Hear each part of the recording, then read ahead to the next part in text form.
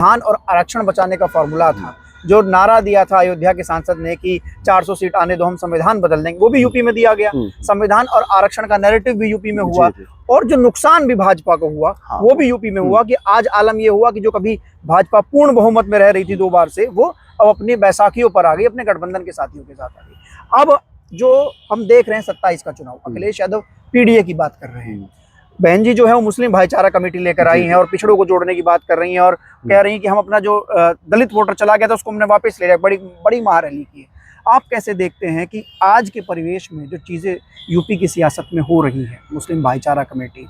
अखिलेश यादव का पीडीए पर जोर देना, भाजपा जो अपनी सांप्रदायिकता की राजनीति, जो उनकी हिंदुत्व की राजनीति, उसको आगे बढ़ा रही, 27 के चुनाव में क्या ये तीनों आपस में टकराने वाले हैं और किस तरीके से ये प्रयोग होगा? देखिए, अभी जो माहौल दिखाई दे रहा है उसमें कहीं ना कहीं त्रिकोणीय मुकाबला दिखाई दे रहा है। और आपको पता है, आप राजनीति के बारे में बखूबी जानते हैं कि जब त्रिकोणीय मुकाबला होता है और जब बसपा ताकत में होती है तो भारतीय जनता पार्टी खुद ब खुद कमजोर हो जाती है। ऐसे में कहीं ना कहीं जो राजनीतिक असंतुलन बना हुआ है पिछले 10 साल से, यानी उत्तर प्रदेश की सत्ता एक तरीके से लगातार भारतीय जनता पार्टी के पक्ष में रिजल्ट्स आ रहे हैं और दूसरे नंबर पर समाजवादी पार्टी, लेकिन समाजवादी पार्टी भाजपा को हरा नहीं पा रही है। बसपा का बड़ा कंट्रीब्यूशन होता है भाजपा को हराने में, और जब तक भारतीय जनता पार्टी सत्ता में इस चरम पे रहेगी उसका कारण ये रहेगा कि बसपा कमजोर है। अगर भाजपा, जैसे कि अभी रैली में एक शक्ति प्रदर्शन हुआ और लगा कि बहुजन समाज एकजुट होकर मायावती जी के नेतृत्व में आगे बढ़ेगा, इसको देखते हुए लग रहा है कि भारतीय जनता पार्टी कहीं ना कहीं कमजोर होगी और आने वाले समय में। इसके पीछे कारण क्या है कि समाजवादी पार्टी और कांग्रेस मिलकर भी भाजपा को क्यों नहीं हरा पाते? इसके पीछे की रणनीति क्या है? इसके पीछे का जो तरीका होता है वो क्या है? क्यों, कहाँ कमजोर पड़ जाते हैं? देखिए, एक बात को आपको गौरव भाई समझना पड़ेगा, उत्तर प्रदेश की सियासत हो या देश की सियासत हो, दलित समाज की भागीदारी के बिना कोई भी सत्ता इस देश में, किसी सूबे में या केंद्र में सत्ता नहीं बना सकता। दलित समाज न सिर्फ एक बड़ी संख्या में है बल्कि वो वोटर भी है।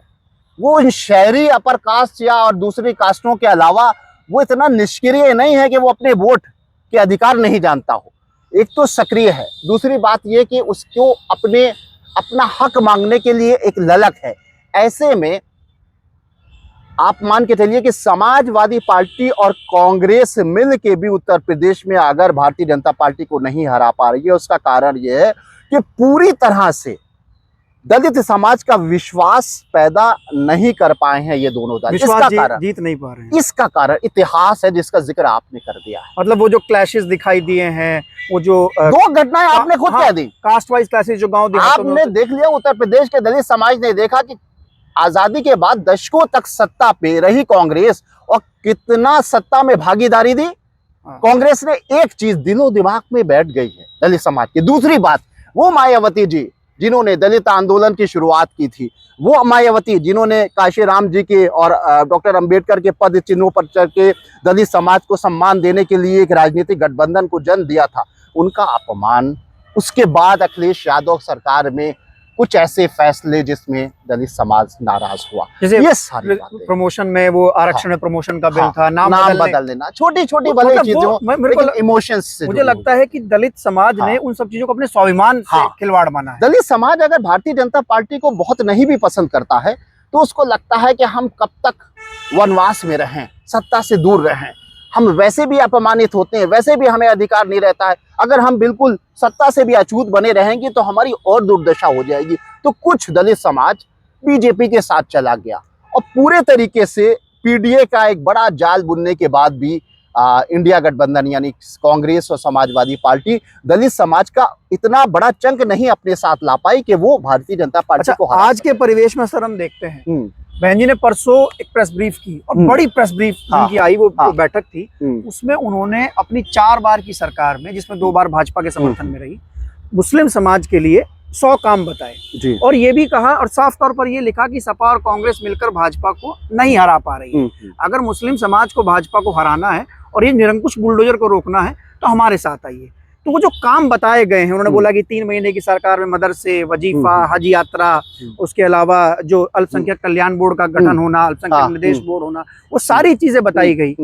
वो सारी चीजें, हाँ वो सारी चीजें जो है बताई गई। हाँ। आपको क्या लगता है कि मुस्लिम समाज उन सब काम को पहचानेगा, देखेगा जो उन्होंने कहा है अपने लोगों से? तो ये एक चीज जो है बात को